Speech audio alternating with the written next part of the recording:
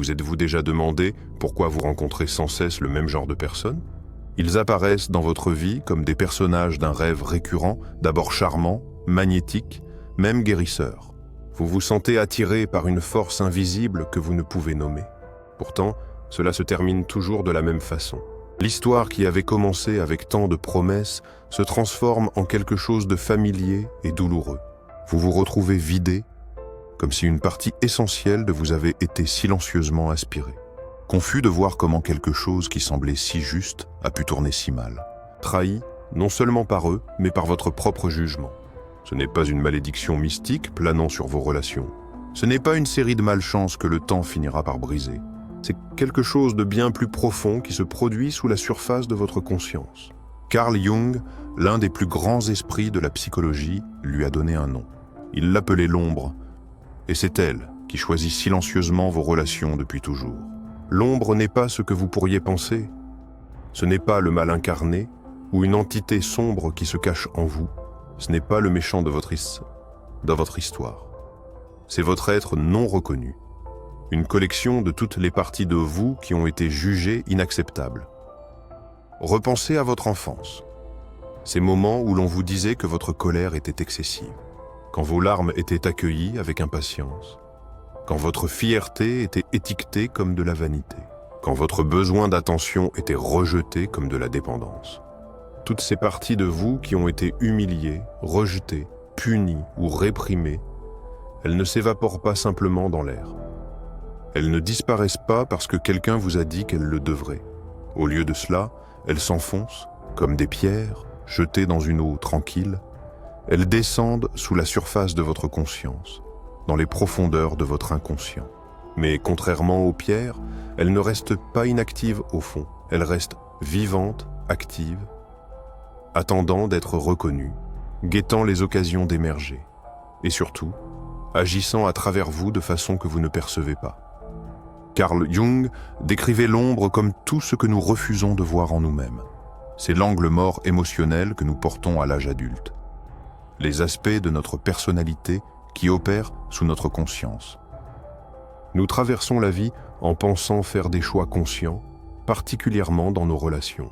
Nous croyons sélectionner des partenaires selon nos préférences, nos valeurs, nos désirs conscients. Mais en réalité, notre ombre tire les ficelles. Car l'inconscient n'attire pas ce que vous voulez. Il attire ce que vous êtes. Ou plus précisément, ce que vous refusez d'admettre être. Pourquoi sommes-nous attirés par des personnes toxiques? Ce n'est pas leur charme, c'est leur familiarité troublante. Ils résonnent avec les chapitres non résolus de notre passé, une maison qui n'était jamais vraiment sûre. C'est la compulsion de répétition, la tentative désespérée de notre psyché de réécrire de vieilles blessures. Nous ne tombons pas sous leur charme, nous tombons pour la blessure qu'ils reflètent. Écoutez, leurs critiques les plus cruelles ne ressemblent-elles pas à la voix d'un parent à laquelle vous n'avez jamais répondu? Leur retrait réveille cette peur ancestrale, d'être invisible, indigne. Leurs promesses brisées ressemblent aux déceptions de l'enfance que vous êtes condamné à revivre. L'attraction est une reconnaissance, votre système nerveux retrouvant son rythme chaotique familier. Votre ombre choisit des partenaires parfaitement adaptés à votre drame inconscient. Mais les blessures ne guérissent pas par répétition, seulement en amenant l'obscurité à la lumière. Dans les relations gouvernées par l'ombre, nous ne faisons pas que interagir. Nous jouons, comme des acteurs dans une pièce répétée d'innombrables fois. D'abord, voici le sauveur, attiré par les âmes brisées, confondant réparation et amour. Sous leur cape de bienveillance se cache leur propre besoin désespéré d'être sauvé. Puis il y a la victime, portant sa souffrance comme une couronne. Leur douleur devient monnaie. S'ils guérissaient, qui les remarquerait? Et le persécuteur, construisant des murs de critiques pour contenir son chaos. Leurs jugements sont des boucliers contre leur propre impuissance. Nous portons tous ces rôles, toute une distribution cachée dans les ombres de notre psyché. L'un prend le devant de la scène quand nous sommes inconscients, récitant des répliques que nous n'avons pas écrites.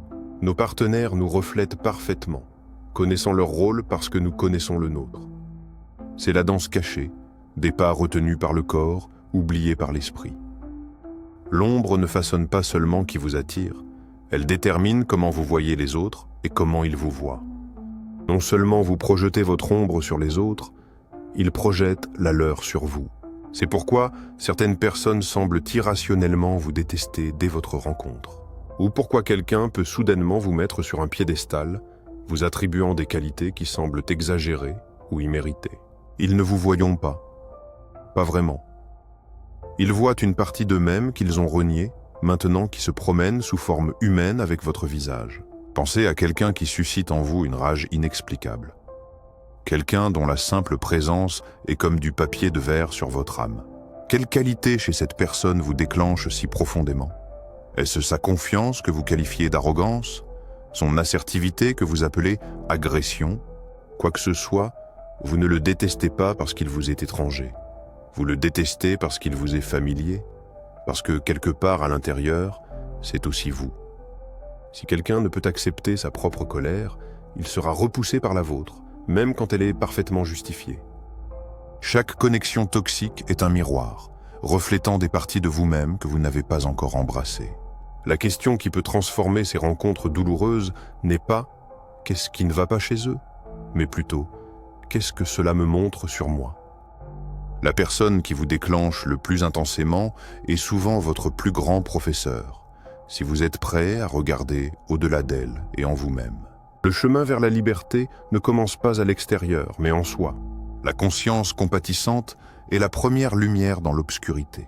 Ce que nous jugeons sévèrement chez les autres vit souvent en nous. Les réactions disproportionnées remontent à des blessures oubliées. Les traits que nous condamnons sont des indices menant à nos ombres. Les compliments qui nous mettent mal à l'aise reflètent ce que nous refusons. Quand les compliments sonnent faux, l'ombre murmure. Les qualités que nous rejetons sont les clés de notre intégrité. Les particularités de personnalité sont des indices d'ombre déguisés. Chaque jugement est une carte vers des territoires oubliés. L'étape suivante est encore plus difficile. Demandez-vous, quel rôle est-ce que je joue dans ce schéma?